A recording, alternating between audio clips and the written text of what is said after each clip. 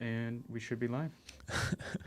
What's going on, everybody? Got Dr. Razvi here today for our 35th episode of Putting You in Your Place. We put a form out on some local groups and asked for some engagement with people that would want to be on our show.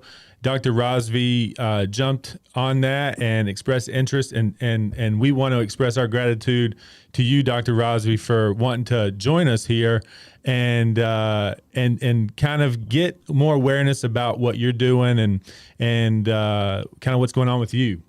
So thank you for being Thanks so here. much for having me. Yeah, thanks for being here. And I'm gonna give you a second. Just introduce yourself for people that don't know you. Just kind of give yourself an introduction here to my audience, and then we'll just kind of we'll just dive into the conversation from there. Sure, absolutely. Well, thanks again for having me. I think this is going to be a fantastic opportunity for both of us to engage with the local NRV community. My name is Dr. Razvi. I did my medical school training in New Jersey, and then I did family medicine residency in Delaware, and then I did a fellowship in osteopathic medicine in Blacksburg, Virginia. And I've stayed here ever since with my own private clinic. Gotcha. So the idea of osteopathic medicine is that I use my hands to diagnose and treat different conditions of the musculoskeletal system. So most common, I see patients with back pain, neck pain, and headaches, but I treat all sorts of other issues in all parts of the body. Gotcha. So take us through that journey. Take us through, go far back as a child and when you're dreaming about doing things, becoming things. How do you get on this path, and how did you find your passion for this work? I mean, when you took me through this yesterday, I could tell you were highly trained and very thoughtful and understanding of the human body, and you helped me identify some things that I didn't even really realize was going on with my body. So how do you take us through that journey? It's a fascinating thing how people end up where they are in life. And I think this would just kind of be an afterthought for folks and how someone actually, navigates to the path that you took to get where you are. So take us through that. Absolutely. The biggest part of my childhood was being interested in science and math. And so I actually went to one of the biggest high schools in New Jersey. And I had opportunities to take advanced placement courses. And that just really got my brain ticking. Like, man, these are some really cool concepts. I want to learn more about this. I want to take as many of these challenging courses as I can. And so when I was applying to colleges, my dad actually encouraged me to go to somewhere that I could definitely study medicine. But ironically enough, I was more interested in engineering because of all the science and math that I had taken in high school. And so we agreed that he would let me go to an engineering school. So I went to Cooper Union in New York for engineering, chemical engineering specifically. Spent 4 years there. And what I noticed was I really did love the technical aspects of all that science that I was doing. But when I was volunteering in hospitals, there was also this human component that I was missing from the engineering part of it. Plus, there was a lot of delayed gratification in engineering. So for example, if you had to design something or if you had to, go through tons of iterations of different processes, that would take months or years or even decades in some cases. Whereas with the emergency room physicians, for example, that I was following, they would see results within minutes of doing some intervention in the hospital. And I found that instant gratification more rewarding for me, along with the human aspect. And so for me, it was more a kind of a step-by-step process where I learned, okay, I want to incorporate science, but I also want to incorporate the human interaction too. And so after college, I applied to medical school. And maybe your listeners will be interested in this. It was really hard for me to get in. I actually failed the first 2 times. No interview, no acceptance offers at all for the first 2 years. For the second year, I actually got 1 offer, but that was at a foreign Caribbean medical school. And so I knew that if I was going to go to that school, I would have a harder time getting a job in America. And so I had to make a decision. Do I go to that school or do I apply one more time?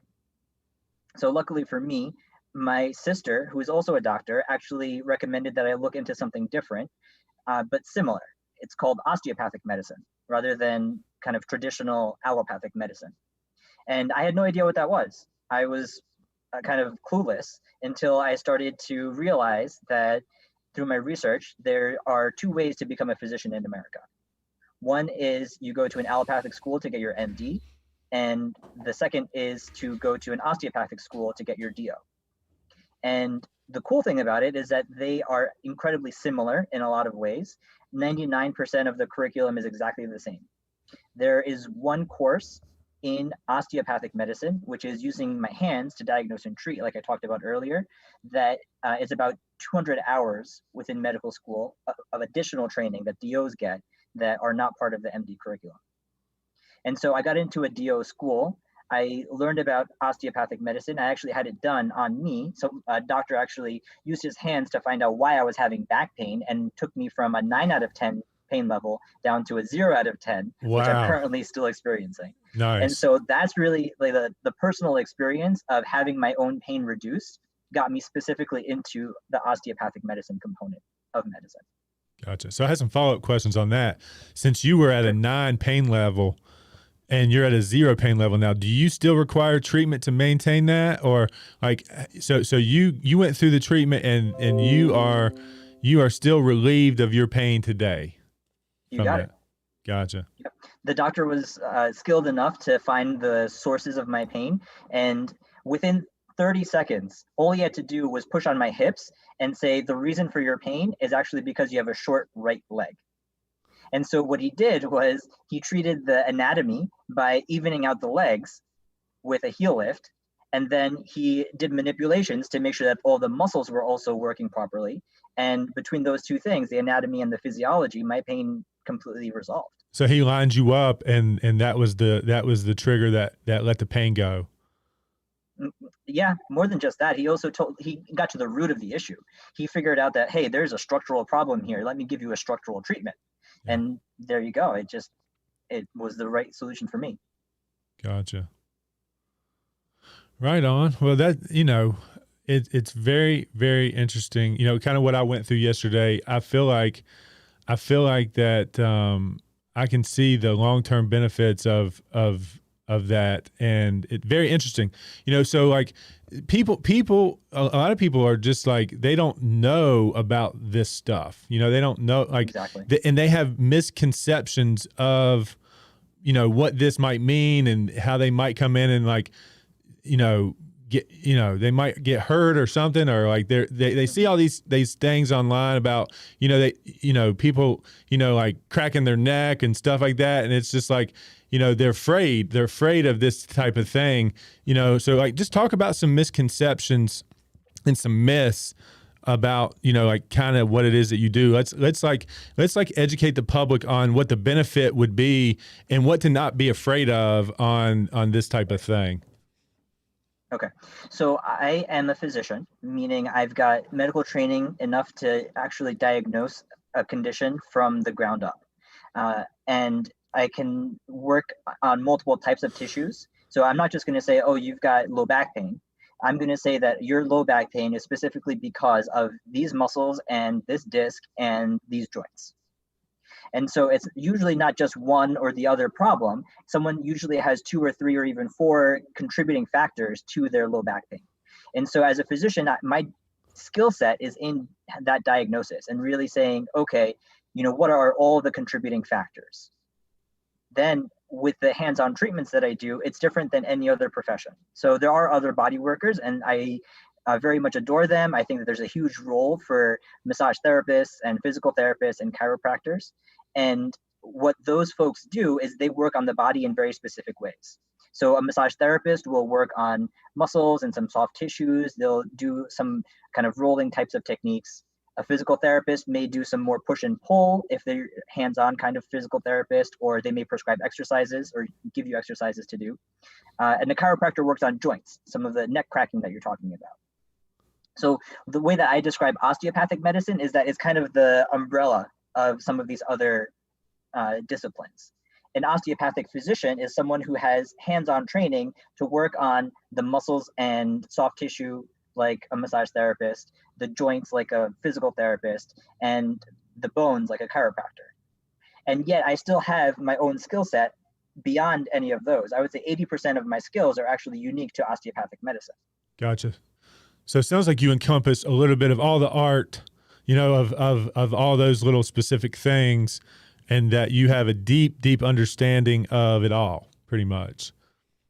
That's what my goal is. Yeah. To keep understanding more and more. I don't understand 100% of the human body. I don't think anyone does or will, Yeah. but I'm trying to get as close as I can. Gotcha. Because there was moments in my treatment that we heard a bone pop or two, but we weren't, you know, I don't know if you were going after that, but if, you know, there were moments that joints were popping and things were happening to me. And it felt like that was helping the situation, you know, more range of motion, you know, especially down in like my feet. You know, when we were working on my feet, you know, you were moving it in a way that, you know, when that joint popped, it felt like I had a little bit more motion there when that happened. So yeah, exactly. And that joint popping is just part of the treatment. It's a continuous process. It's not like, oh, okay, once I get the pop, then I'm done. It's okay, I need to get the joint working. You hear that little pop. It's painless. It shouldn't be shocking. It shouldn't be surprising. It shouldn't be painful. And it should be, you know, kind of flowing with the rest of the treatment, which is working on the muscles, the soft tissue, the connective tissue, the ligaments, and everything else. right. So I think that, you know, you had mentioned before, fears that people have. People are definitely, there are some folks that are afraid of getting things popped and cracked and moved. And that's okay. And I have several other types of techniques that I can do without worrying about any of that. Yeah. Gotcha. And So like you said, once, even if it does happen, then you realize that, oh, okay, yeah, I got a pop and I actually got more range of motion. Maybe this is a good thing. This is what my body needed. right. Gotcha. So let's talk about like your main clientele and like your target people. I mean, you know, it feels like there's a little bit of array of everybody that might benefit from these services. You know, when you get into adulthood and you know, you're either an athlete or you've got an injury, it seems like a lot of people could benefit from this type of treatment. But who are you actually seeing the most of? Like how do people come to know of you, and like, how are you getting the majority of your business? Sure. The majority of the people I see are office workers, especially now during the pandemic when people are sitting a whole bunch at their desk. What happens is people are hunched forward, they're typing a whole lot, they're using the mouse, and they're using their phone. And that contributes to neck pain, headaches, and upper back pain. The other problem with sitting a whole bunch is that it flexes the hips a lot too. And so when someone is sitting, it's very different than when they're standing up straight. And so if you're in any one position for a prolonged period of time, then you're going to have a bunch of pain. And that leads to, for example, chronic low back pain, Gotcha. or leg pain or foot pain. And so the majority of my folks are regular everyday people. They have got a ton of different jobs, but one thing they share in common is that they are sitting for a good amount of time. And then the difficulties, the actual pains that they have can be anywhere in their body. But I can help to identify exactly what components are the most problematic for them at that moment. Gotcha. Is there still a battle between your industry and the actual MD people? Like, would you ever get a referral from an MD because a client went into their primary care physician and kept complaining about pain and joints? And do you see them just prescribing, you know, pharmaceuticals to alleviate that, or will they actually bring you up and say, you know, you ought to go talk to Dr. Razvi? And like, is there still a battle between science, you know, as far as the medical field goes? Are y'all still battling it out, or have y'all come together yet? Like, how's that going? It sounds like you've been doing some reading on the history of osteopathic medicine. So yes, there had been in the past a lot more rivalry between MDs and DOs. I would say now that there's much more research that's been done in terms of how does osteopathic manipulation work, who does it work for, which conditions is it good for, what's actually going on, do people get long-term benefit or is it just short-term? I can tell you, after having read tons and tons of research on different diagnoses and different patient populations that osteopathic medicine does work. I can, break that down for any specific condition. There are usually randomized controlled trials and lots of different science behind the manipulations that we do that does show both safety and efficacy. So it's safe to get the treatment. You're not going to cause more harm necessarily if you do it properly, and you'll get benefit, short-term, long-term, everything in between. Right. So yes, I do get referrals from the physicians, whether they're MDs or DOs, who are familiar with that kind of research. They say, yes, I want to prescribe the best kind of treatments for my patients. And they may or may not know about the research that's been done about osteopathic medicine. And so part of my job is to also help to disseminate some of that information. So maybe some of your listeners are physicians themselves or in the healthcare field. Now they may know a little bit more about osteopathic practice and how it is science-based for several different conditions. I just hope that, when people come in to their family doctor and they say, doc, I want to relieve this pain, but I don't want to be dependent on the medicines that you might have prescribed to others in the past that I've heard such bad things about, and I'd like an alternative. And then they talk about what you offer, or they actually get them, instead of over prescribing and over diagnosing things that equal people on more medicine. I think, bringing you in the mix is just a wise move for the greater public health if you can solve their problems, I think you used great words there. In the mix is exactly what I'd like to be. And so I would call myself complementary rather than alternative. I would say that anyone can still take all of the medicines that they would like. They can do any kind of therapy that they're looking for and still do osteopathic therapy at the same time.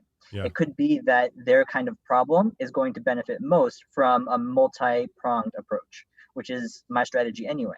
And in fact, if someone comes to me, maybe, they haven't tried certain medicines, which I think are going to help them. I'm okay with prescribing medicines too, if I think that it's going to get them over a hump, if it's going to improve their healing process. I am totally for it for short term. Hey, I am a pain wimp. If I can get past a short term spike in pain and know that working through the treatment that I'm coming to you for, and I'm going to be able to ease the, kind of numb that pain or ease off that spike in pain for the short term, knowing that I've got these long term solutions that I'm working on.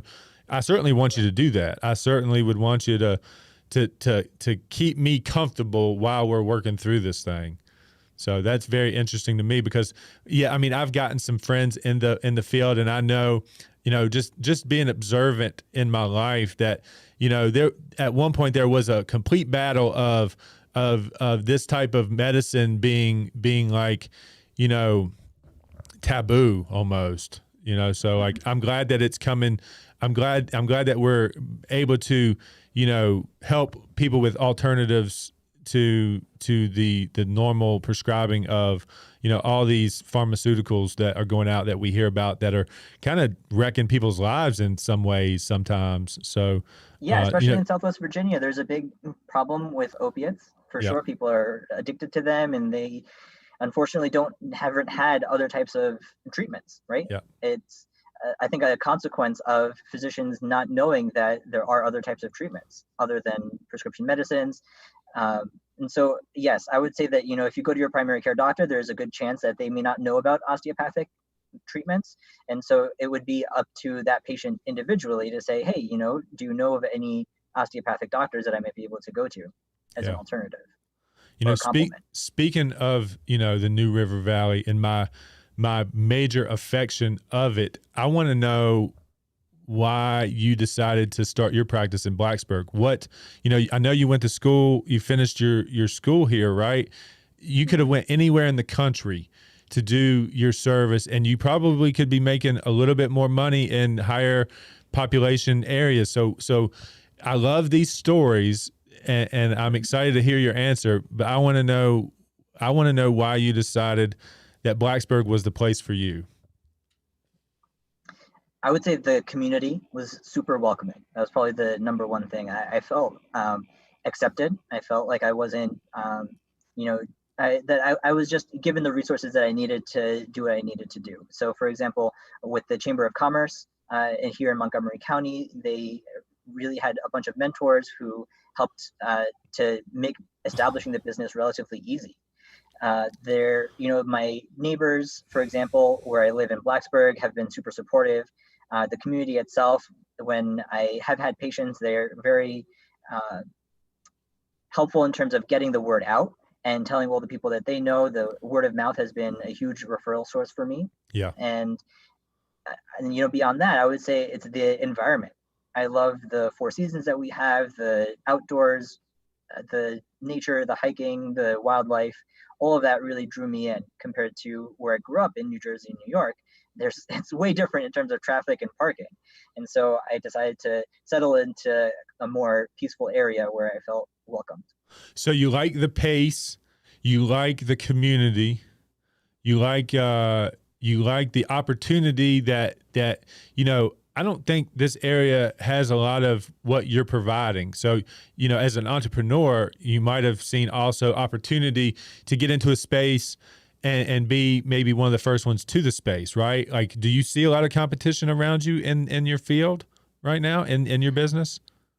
There are, so I am specifically an out-of-network physician. That means that I don't participate with the insurance companies because I want to spend more time with my patients. Yeah. And if I was part of the insurance model, then I would be able to spend no more than 30 minutes with a patient at most. And even then, it would be a real challenge, both for me and for the patient, to make that work. Yeah. Because I think that healing takes time. Right? Yeah. I can't force a body to heal. I'm not the healer. I am just a medium that helps the patient to understand what it is about their body that's going wrong and what kinds of stimulation it needs or what kinds of influences the body needs to heal itself. And that is just foreign to the insurance company. So I decided to separate myself from the insurance companies, and it allows the patients to still use their insurance as out-of-network benefits. So my patients still do get some reimbursement or at least application towards their deductible. And so there are other doctors who are doing that. They're doing osteopathic manipulation within the insurance model. Those are in Blacksburg as well. And so my model is slightly different as an out-of-network doc. And so I wouldn't see it as direct competition. I would say that, it's my services are for a different type of population, people that are really interested in spending the time to understand what's going on, hitting it hard early on, getting the visits in back to back, with usually once a week for 3 weeks, and making that long-term progress. Plus, I have more availability in terms of cell phone, email, and other contact methods that it's really hard to do when you're still within the insurance model. And so that's why I would say I'm not exactly in competition with other folks who are in Blacksburg. There are other folks who are in Roanoke. There's at least one doctor who I know who's doing osteopathic treatments out there. But I don't know if she's still taking new patients. Right. And you said you've got people traveling from pretty far distance, like for this type of service. You got people coming in from like an hour away, right? Or something like that. I think that's what you said. From West Virginia. Mm-hmm. Yep. Yeah. I just treated someone today who drove an hour and 15 minutes because I was the closest osteopathic physician to them. Awesome. Well, this is one of the points of our show, is to bring the community to you. Bring them awareness around kind of who you are and what you're trying to do. So I'm gonna try to, like, if you like you said, you were looking to expand, right? So I've already told the staff that we need to be on the lookout for an office style physician type opportunity. And, we're going to ship those to you as soon as we find them, so you can get 2 or 3 beds going, and you can actually, be in an office setting with, a receptionist if you decide to go that route. And you can actually, instead of being a one-man band, you can actually get a team together. You can get all the components of that together. So, I've gone through the growing pains of that. So if you need counsel on that, I'm definitely an open book on the dynamics of trying to gather people and maintain, a good culture and moving a business forward. So use us as a resource along the way. I'm going to stay in touch with you. I'm definitely coming back. Just talk. All right. So let's transition to that. Is like, let me and you, right? Yesterday, I went through an hour treatment, and I am. What were you feeling beforehand? Like, were you nervous? Were you excited? Were you No, scared? actually, I was intrigued. I was curious, and you see people in elite, you see elite athletes, right? You see bodybuilders, you see LeBron James on the NBA court. These people spend tons of money to take care of their body. Not just the food that they eat, but the treatments that they get and the therapies and things that they go through to stay in elite performance. And so me knowing that the ultra successful, the absolute highest talent in our world probably takes advantage of these types of treatments. I was excited to get in there with you, because, physically, and athletically, I'm below average, you've seen the restrictions that I've had on my flexibility and my joints. I've got these high arches in my feet. I've got these things that have always held me back as a kid as I was ambitious into athletics, even playing golf. The rotation that I would have to have in making a proper golf swing to keep the club on plane, I always had to manipulate it. I always wasn't flexible enough. I always wasn't strong enough to get to the points that I needed to generate the speed around the golf ball.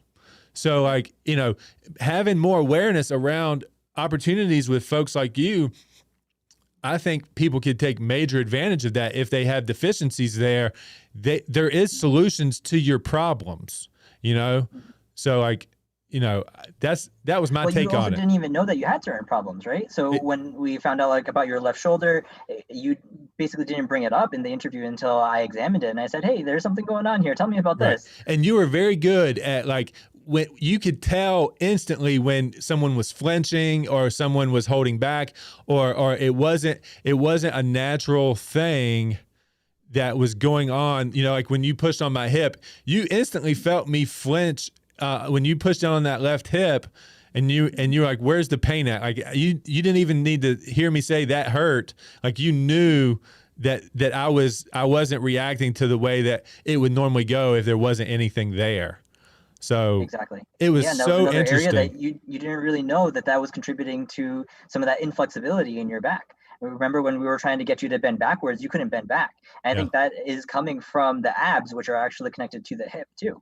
And so it's a lot of these interconnected, kind of woven nature of the body that I'm trying to really get people to understand about themselves. Yeah. So it seems like to me, if you're an athlete or if you're a performer, let's just say you're a dancer, right? You have a training regiment. You have I had the dance tech lady here last week, and we were talking about, building out somebody that wanted to dance professionally, and there's a lot of pain that comes from that. And there's a lot of training that comes from that to hold your body weight up and do those types of things. So when you're developing a team around your talent, like my buddy Lonto Griffin, he's a PGA Tour professional. It just seems to me like you would be a vital part of somebody's team that could keep their body in the best shape possible. That's a great way to put it. Yeah, I want to be a part of everyone's team. So for me, wanting to live, a better life. My trainer, he's looking at me after 4 years and is like, dude, why can't you squat at this point? Why can't we pull you off the Smith machine and you do real squats? If you were on my team and y'all were communicating together, you'd be like, hey man, he's got severe tight tendons in his legs, tight tendons in his back.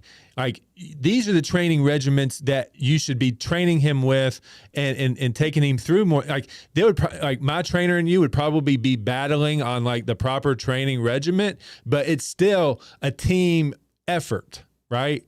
So like me wanting to have a better physique, me wanting to have a better quality of life, me wanting to look as good as I possibly can look, I feel like, this seems to be a reasonable solution. Like you being a part of that treatment and helping me get to the goals that I want physically seems like that would be a valuable thing for me.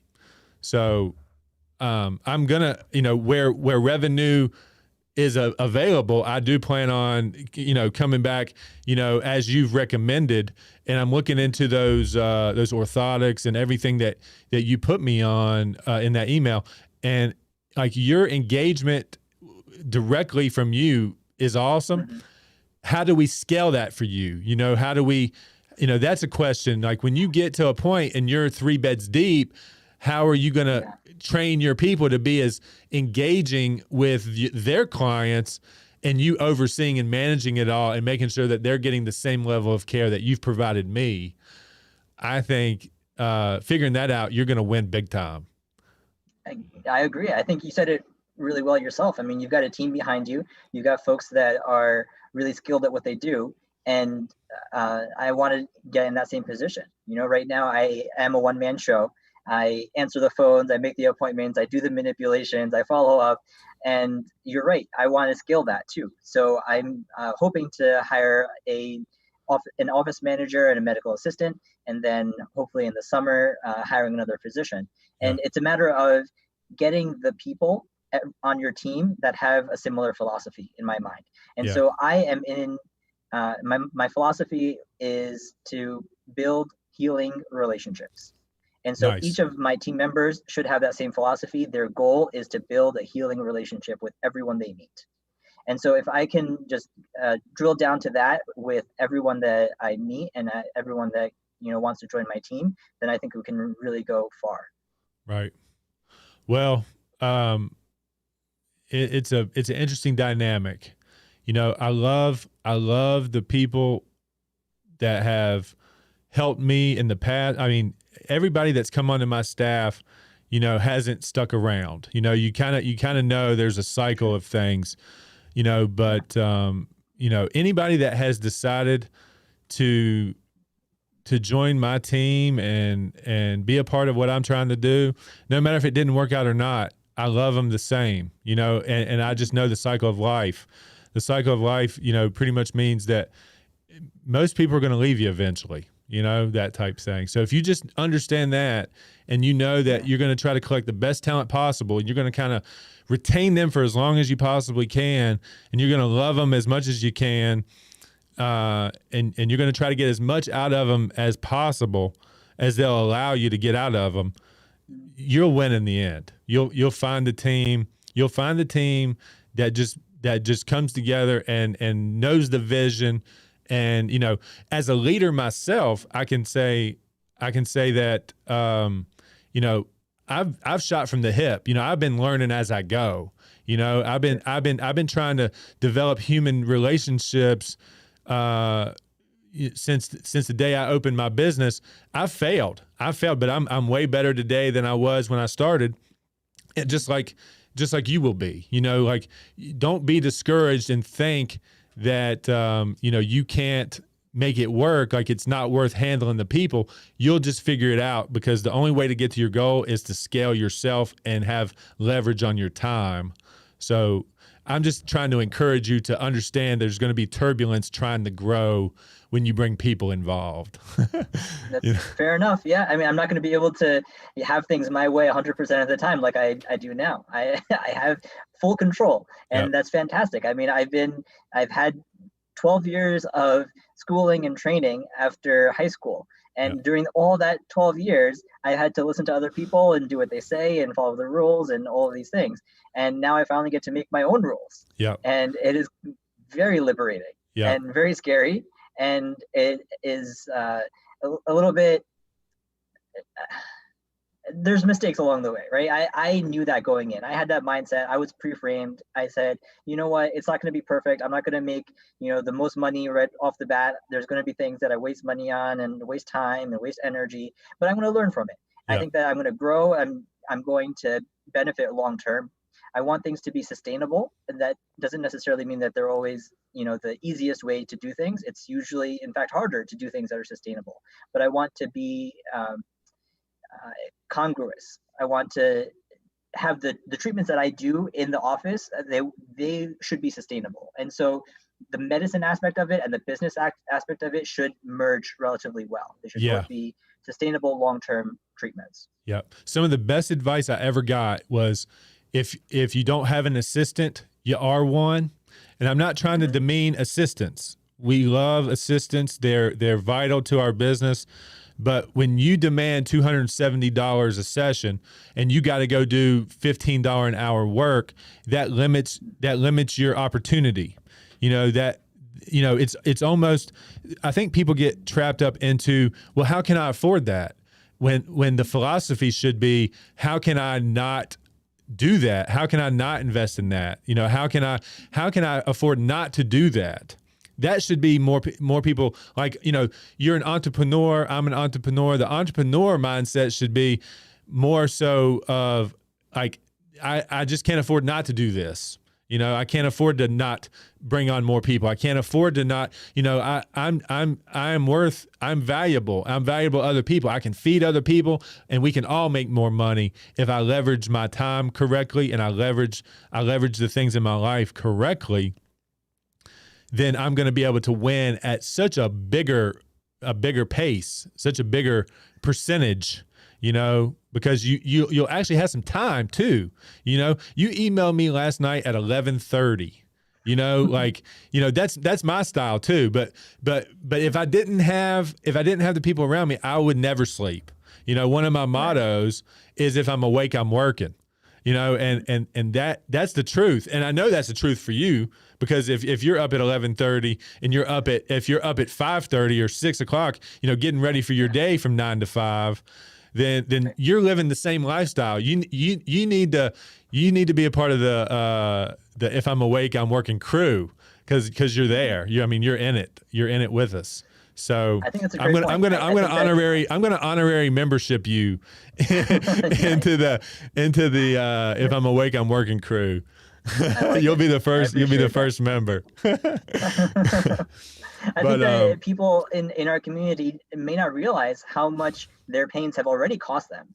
And like you said, how can I afford not to do this? Well, if someone looks back and says, well, how many days of work did I miss because of my migraines? How much time with my kids did I have to spend lying in bed because of my back pain? Yeah. And if I can, as a physician, help someone to regain those things, then that their time with their kids is going to be priceless. Not only are they spending more time, but it's more quality time. It's not like they're limping around trying to, point to what they need to do over there. They're actually doing the thing that they want to do with their kids. Yeah. And so, the other point I wanted to bring up about the cost is, because I am a one-man show, I keep my overhead super low. Yeah. It's literally half of what it would be in some of the insurance-based clinics. And the example I give is, if one of your listeners wants to get osteopathic treatment, they would spend about $270 of their deductible on a half-hour treatment. And so they could come to me and get a 1-hour treatment instead. Yeah. So it totally, they're already paying for their healthcare. Most people are already putting their premiums in, they're putting in the copays, putting in the deductibles. And so, it's a matter of, one, how can I not afford to do this? And two, I'm actually saving money because my deductible is $3,000, $5,000, $8,000. I'm never going to meet that in the year anyway. So I might as well pay a doctor much less for a more intense treatment right away and get the results faster by spending less money. Yeah. Rather than, going through the long process of getting the referral and, blah, blah, blah, blah. And so I would say the cost is definitely an issue that has come up with a lot of my patients, and I'm happy to talk about it, right? That's the other difference in my clinic, is that I am a regular human being. I'm a person who just wants to have these conversations. I am open as a book. And I want people to talk to me like, hey, doc, I would love your services, but I have these financial constraints. And I say, okay, fine. I totally understand that. I want to work with you. And so I've got a sliding scale. I give patients discounts all the time based on their income and based on their household size. I also do a free consultation as well. And so at least minimum 30 minutes, completely free, no strings attached. I really just want to get to know you. I want to know what's causing you pain and discomfort and what's being limited in your life. Yeah. And so I can actually make an educated guess as to how many treatments you will need, how long it's going to take. And the average person doesn't spend $5,000 on their body a year, and they shovel in McDonald's and they shovel in, I'm guilty of the Wendy's fast food drive-in, like I can't stay away from that. When I'm not like physically, mentally, and like obsessively on a cutting strategy, there's 3 days a week. I'm more awareness is I think a benefit to the community. So, we'll wrap it up here, minus some questions maybe from my crew and anything online. But man, I think this was a great 45 minutes. I've enjoyed talking to you. I'm definitely gonna take your advice. The email you sent over with everything that you recommend. We'll talk more off air on when I can get in with you and what I'm going through here to get more money invested into my health and wellness. So yeah, Scott, do we have anything so far? He kind of already answered the question that I think we wanted to ask, which was, let's see, what does the New River Valley mean to you? Yeah. I mean, I asked him the Blacksburg, Blacksburg thing. So I think that was really the big one that we really wanted. Cool. To hear. Yeah, and that was a great, response. So we're gonna put that on. We're gonna put that on the majority of our guests that are here local, because again, the New River Valley is just near and dear to my heart. I wouldn't be here if it wasn't for the fact that I love the people here. I want to bring light to the community. I want to be valuable to this community. This is where I grew up. This way of life is great. But we have major talent in this community that doesn't get any attention on almost any level, almost even in the community. So I want to bring more attention to those people. I want to bring national attention to some of the people. We have artists and we have musicians, we have comedians, we have these amazing people here in the New River Valley, and then they go off and they work, a 9-to-5 job, and they make out a nice living, but it's not what their potential was, So that's what we're trying to do here, and I thank you for being a part of it. I think I had one more thing, can't remember exactly. Oh yeah, that's exactly right. Where can we find you? Like, these people that are watching right now, how do they find you? Are you on all the social medias? Do you have a website? Tell us how they're going to find you to get in with you. Yeah, the best way is to Google the name of my clinic, which is New River Osteopathy, Osteopathy. The phone number for the clinic is 540-930-0539, and that goes directly to me. My cell phone, I answer that. You can text that number as well, and so I'll get back to you as soon as I can. That's kind of part of the relationship that I was talking about, the easy access to the doctor directly.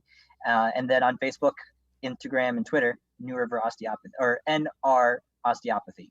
Gotcha. Cool. Well, we'll definitely hit those social media platforms and follow you and engage with you there. And if there's ever anything we can do for you, we're already tasked with trying to find you a little bit more space. We're tasked with trying to get more awareness around your business for people to come and take advantage of what you're offering here in the community. But if there's anything else that comes up, you have an open invitation. If we can find other things to talk about on this show, maybe next time you're here with us, safely past, this whole COVID situation when, it's safe to, maybe navigate more often, in close proximity to each other. So, I guess that's it. Yeah, that'd be great. And same thing with you and your staff as well. You're, always welcome with free consultations. I'm happy to chat with you folks and make sure that you're doing your exercise as well. Cool. All right. Well, when we get the merch together on the If I'm Awake, I'm Working crew, I'll deliver. All right, man. Hey, thanks again. And everybody that's watching right now, I gotta ask that if you're watching and you've made it to this point, that you give it a subscribe, or if you're on Facebook, go over to YouTube. We need that subscriber count. We need these watch hours. We need your support in this show. And to everybody that is actually engaged with us, like Dr. Razvi, like, we appreciate everybody that we're booked up through April. So like the community is seeing us, they're hearing us. They want the opportunity. They like the platform that we're developing. Next week, we've got our great friend Derek Nowlin coming on. He's one of the guys I was talking to you about, a comedian. This guy is so funny. This guy is so talented, and we need to do something for him to get some attention on him. So be ready for that next week, and we'll see you then. So appreciate you guys.